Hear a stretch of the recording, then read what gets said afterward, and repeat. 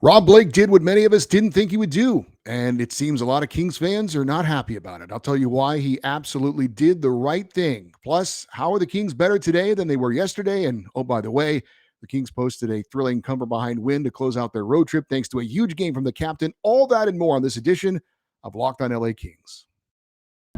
You are Locked On Kings, your daily podcast on the Los Angeles Kings, part of the Locked On Podcast Network, your team every day.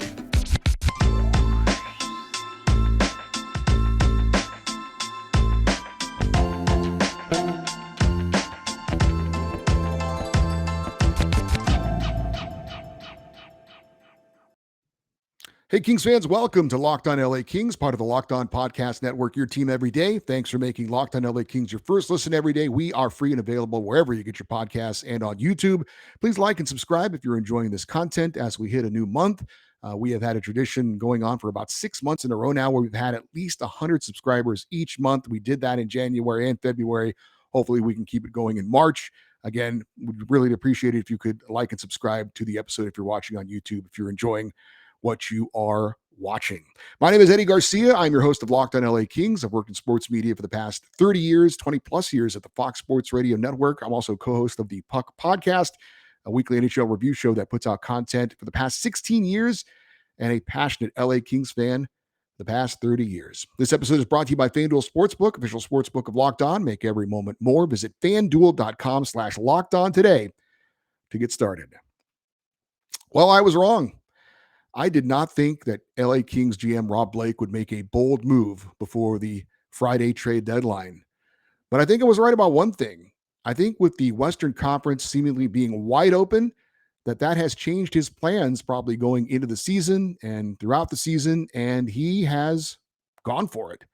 The LA Kings filled both of their biggest needs with one trade.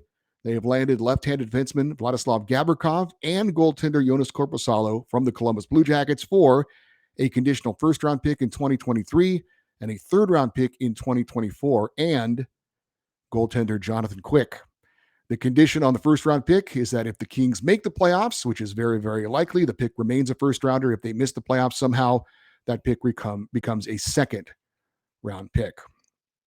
Now, I'm not sure what to believe when it comes to social media, how much of what we see on Twitter and on social media is what really is a true representation of the opinions out there. But it's pretty obvious that if you go by what you see on Twitter, there are a lot of unhappy Kings fans out there. And I think feelings is kind of the appropriate word, because I think regardless of where you sit on this issue, I think we're all feeling sad that Jonathan Quick is no longer an LA King, that he is not going to finish his career playing with the LA Kings, it appears, that he is not going to finish the season with the LA Kings. And I get it. My wife is a huge Kings fan, but her favorite player is Jonathan Quick, and she's sad right now. And it is unfortunate that it ended this way. Could it have been handled any other way? I'm not sure. As far as the timing of it, if you don't know, apparently right after the game in Winnipeg last night, Rob Blake called Jonathan Quick on the phone and informed him of the trade. Some people apparently are upset about that. I'm not sure why. You have to let the player know absolutely as soon as possible about what has happened. You don't want them finding out about it through other ways, social media or whatever. You made the trade, Rob Blake. It's your responsibility to call Jonathan Quick immediately and let him know exactly what has happened. I'm sure it was a very bittersweet plane ride back from Winnipeg to Los Angeles. I'm sure there were some hugs, some tears, some beverages consumed as the team got ready to say goodbye to Jonathan Quick. And when it comes to Jonathan Quick, right now for me, it's just about showing appreciation for the greatest goalie in the history of the LA Kings. Regardless of how you feel about how this end has come, he deserves all the respect and admiration for what he's done for the LA Kings organization. And the way it has ended, I don't think diminishes in any way how Kings fans feel about Jonathan Quick, I'm sure. I'm hopeful that any hard feelings that he has right now will subside once kind of the shock of the initial news kind of wears off. and he's able to look back on his career in LA with a lot of pride and understand what a huge impact he had on the Los Angeles Kings. I'm sure he's hurting right now. But like I said, when the dust settles, hopefully he realizes that, he's a huge part of this organization's history, and that maybe it didn't end the way we all would have liked it to end. But in the end, he is one of the all-time great Kings, and he will always be remembered that way. And, we just saw a tremendous, wonderful ceremony with Dustin Brown just last month. Jonathan Quick was a part of that. He was sitting up on that stage. And hopefully one day here in the near future, he will get his opportunity to have that day, because he absolutely deserves it. He deserves to get his number 32 raised to the rafters. He deserves to have that special night with his family and his friends and his former teammates, and everybody, the fans, of course, to have that night. Maybe he gets the statue outside the arena or not. I don't know. But he is the greatest goalie in the history of the LA Kings. He's a future Hall of Famer, and he deserves to be honored that way. I hope it happens in the near future. If he does have any hard feelings, like I said, hopefully that can subside once he comes to the realization that his career is over. I know the Kings absolutely are going to want to honor him and have a better taste in everyone's mouths for how Jonathan Quick is going to be remembered as an LA King. But again, he's an all-time great, the greatest goaltender in the history of the LA Kings. I know I probably speak on behalf of all Kings fans when we say thank you, Jonathan Quick, for everything you've done for the Kings organization, for putting the team pretty much on your back and helping them to win their first ever Stanley Cup title, being a part of 2 Stanley Cup winners, and again, just being an all-around great player and great person and great representative to the LA Kings organization. Your competitiveness and your fire will always be remembered fondly. And again, yeah, on behalf of Kings fans out there, thank you, Jonathan Quick, for everything you've done for the LA Kings. As far as where Jonathan Quick goes from here, I've seen some pretty wild rumors out there. There's even something about him being traded to the Vegas Golden Knights. We'll jump off that bridge once we get there, if something like that does happen, and comment about it. But again, one final time, thank you, Jonathan Quick, for all you've done for the Los Angeles Kings. You are a legend. As for LA Kings GM Rob Blake, he is being vilified by some right now, and I'm not on board with that at all. Rob Blake did what he was hired to do. He did his job, and that is to make the LA Kings the best possible team that he can make it. The LA Kings are a better team today than they were yesterday, in my opinion. And I want a GM running my team that is going to take action with his brain and not his heart. And that can be cruel, that can be hard, that can be difficult, but that's what's necessary. As hockey fans, we should all very much be in favor of doing what is best for the team, because that's a huge part of the hockey culture. It is about what is best for the team. It's not about the I, even if that I is one of the greatest players in team history. I am sure this was not an easy decision for Rob Blake to make. But again, his job, there were questions. I didn't know, frankly, if Rob Blake had this in him. We've talked about it. This is his first chance as the general manager of the Los Angeles Kings to be a buyer at the trade deadline. And we all wondered, did he have what it takes to be bold, to be maybe controversial, to make the tough call? And the answer is yes, he can, and he will, because he did. And I'm happy about that. I'm not happy about the way it ended for Jonathan Quick. I don't think anybody is. But like I said, I am happy that our general manager is willing to have the balls to put it on the line and make a big move. And that's what he's done. And like I said, I think because the Western Conference appears to be wide open, that he sees an opportunity for the LA Kings to get another chance at a Stanley Cup. And that's what he's doing. And I think you have to admire that. And especially in this market in Los Angeles, let's be honest, if the Kings aren't contending for a Stanley Cup, they're not getting a lot of attention from the general public and the media at large. In this situation, you got to be bold sometimes. And Rob Blake was bold. And by the way, just looking at the trade itself, trying to take the emotions out of it, which I know is very difficult. This trade is an A for the LA Kings. They get a left-handed defenseman, which was one of their biggest needs, probably their biggest need, and they get depth in net, and they do it with one trade. And we had heard that the asking price for just Vladislav Gavrikov alone was a first round pick and a fairly high level prospect. And the Kings got two players for less than that. So this absolutely, from a just a pure trade standpoint, if you try to take out the emotion, which I know is hard, is a fantastic move in my opinion for the LA Kings. Plus, their cap hit with the two players and getting Jonathan Quick's cap hit off the books actually gives LA more room to add some depth at the forward position if they want to. According to CapFriendly.com, the Kings currently have 1.2 million in cap space. So again, I know it's difficult to take the emotion out of this, but just looking at it from a hockey standpoint, it's a great trade for the LA Kings. And if I give a grade to Rob Blake on this trade, I'm giving him an A. Now, we had Steve Keegan on the show recently. He was the random Kings fan that I interviewed, West Coast Hockey Bias on Twitter. And he said something that I agree with. And maybe it's because it seems like he and I are maybe a bit more old school. But he said that he was a Kings fan first. And so am I. And the point is that players come and go. And of course, we have players that we can fall in love with and really, really like, admire, and buy their jerseys. Like I'm wearing my Anze Kopitar jersey right now. And it's difficult when their time with the team comes to an end, especially if they had, a hand in winning the first Stanley Cup for the team. I mean, there's a lot of sentimental feelings wrapped up in that. But for me, and I think a certain segment of the Kings population, we're about the team. We're Kings fans first. And so I think that's why I'm a little bit more accepting of this. I think regardless of where you are on this side of the fence, if you're praising Rob Blake or if you're criticizing Rob Blake, I get that we all feel sad about this regardless. But I think we should all also try our best to remove our feelings from this and realize that the Kings are now better. And that's what Rob Blake's job is.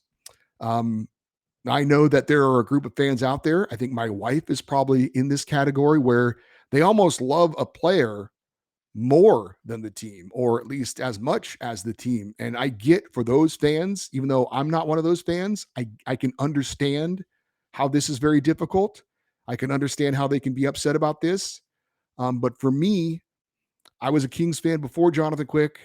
I'm a Kings fan after Jonathan Quick. It doesn't mean I don't appreciate everything Jonathan Quick did for the Kings. I absolutely do. And I get that he put the team on his back, carried them to their first ever Stanley Cup. I have so much appreciation for that. And again, I do feel sad that this is the way it ended, but there is a part of me that is happy that the Kings are better and have a better chance at winning another Stanley Cup this season. As for why, you may be asking, why was it Jonathan Quick? Why was it not another player? Well, it was because the Kings needed to get his salary off the books to make this deal work. I had a bit of a debate with a hockey friend who texts me often. He is a loyal listener to the show or viewer to the show. I hope he still is. But he loved Jonathan Quick.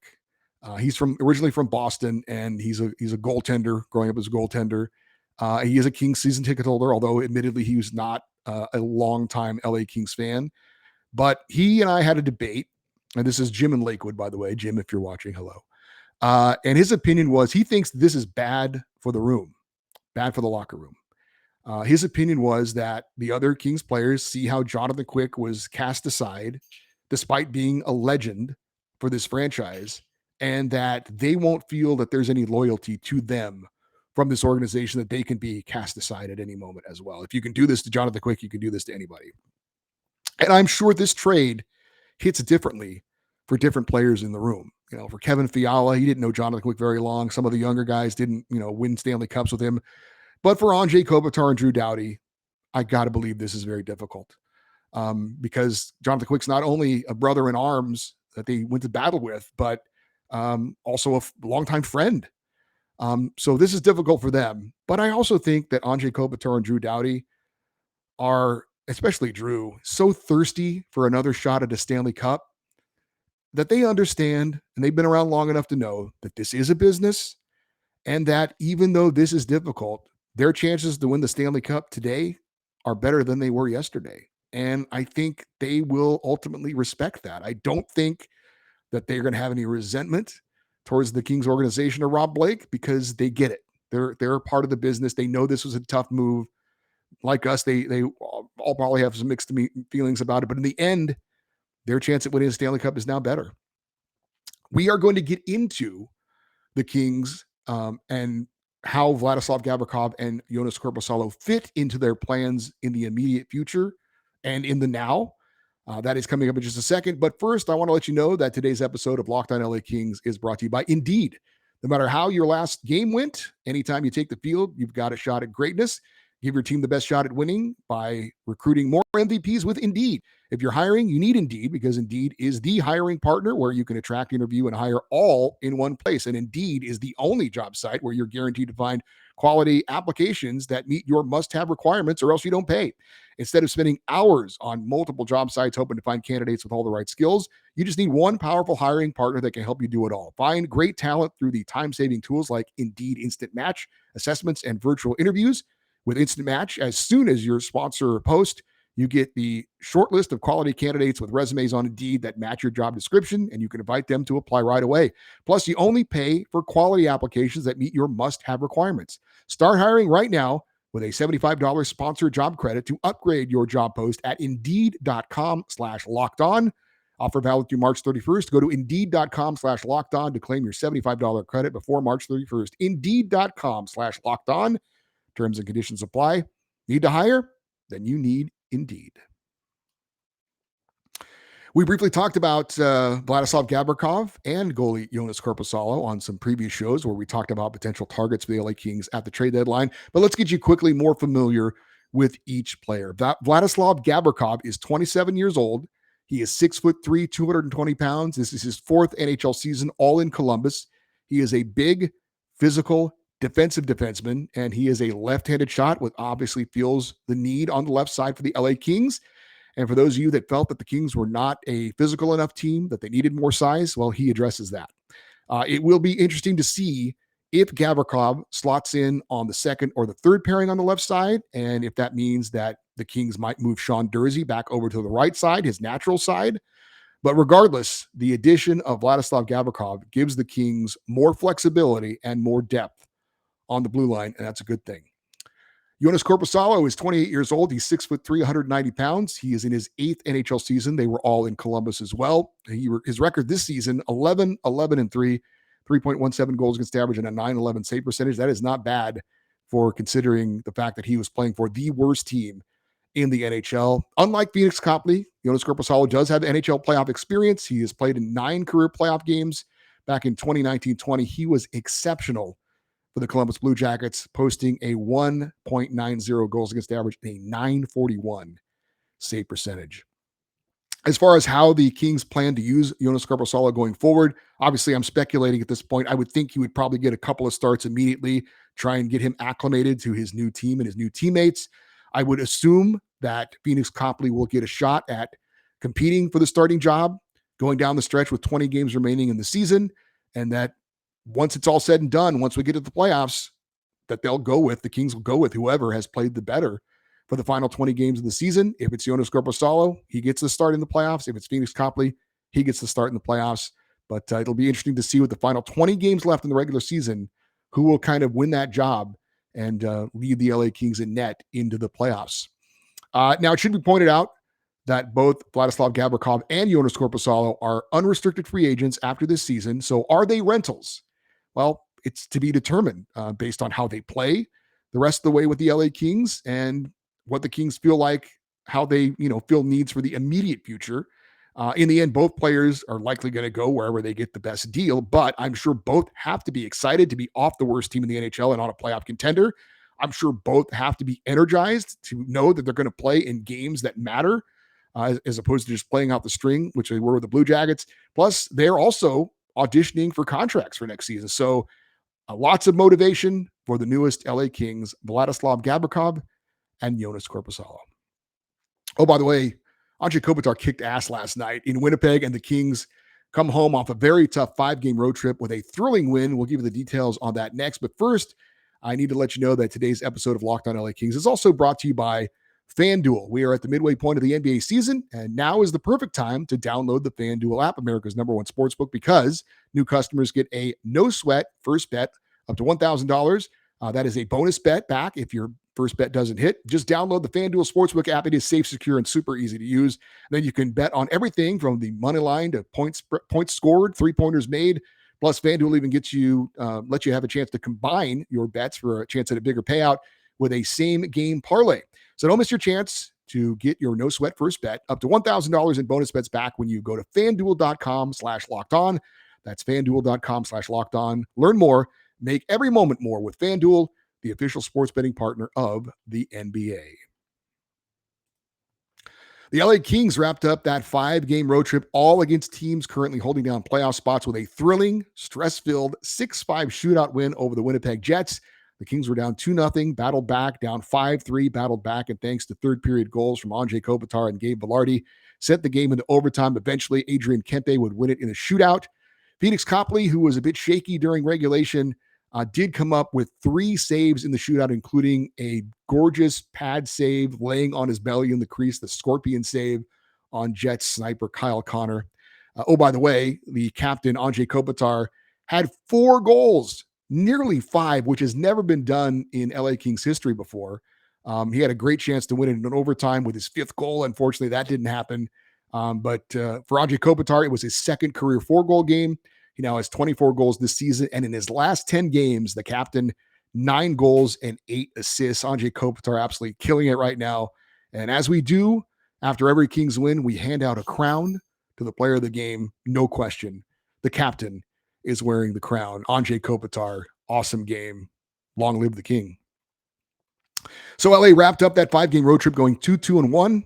Most importantly, they didn't lose any ground in the Pacific Division playoff race. The Kings are currently tied with Vegas with 76 points. Vegas does have the tiebreaker because they have a better point percentage because they played 2 fewer games than the Kings. LA now 4 points up on Seattle for second place in the division in the race for home ice advantage in the first round of the playoffs. Kings' schedule does get a little bit easier. Their next 3 games at home against teams that are all out of playoff contention. LA will host Montreal, the last place team in the Atlantic, on Thursday. They've got St. Louis on Saturday, Washington on Monday. Both the Blues and Caps are selling off pieces leading up to the trade deadline as they are kind of waving the white flag on the season. So some great opportunities going forward for the Kings to get some points. So again, checking the Pacific Division standings as of March the 1st. Vegas is in first with 76 points. The Kings in second, also 76 points. Seattle third with 72 points. And Edmonton in fourth, also 72 points. But Seattle has a better win percentage because they have played 1 fewer game than the Oilers. If you're interested in scoreboard watching tonight, Edmonton hosts Toronto. Vegas hosts Carolina. Go Leafs and Canes. Don't forget, tomorrow is a Thursday feedback show.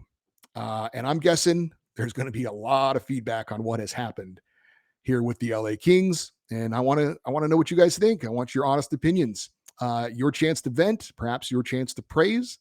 The floor is yours. So get your thoughts and opinions on all things LA Kings by sending an email, lockedoneddie@gmail.com, EDDIE, lockedoneddie@gmail.com. Or if you're watching on YouTube, just post in the comments below. I do read all the comments, and then I pick a few of the kind of more thoughtful ones, I guess, and read them on the show. So again, Feedback Thursday.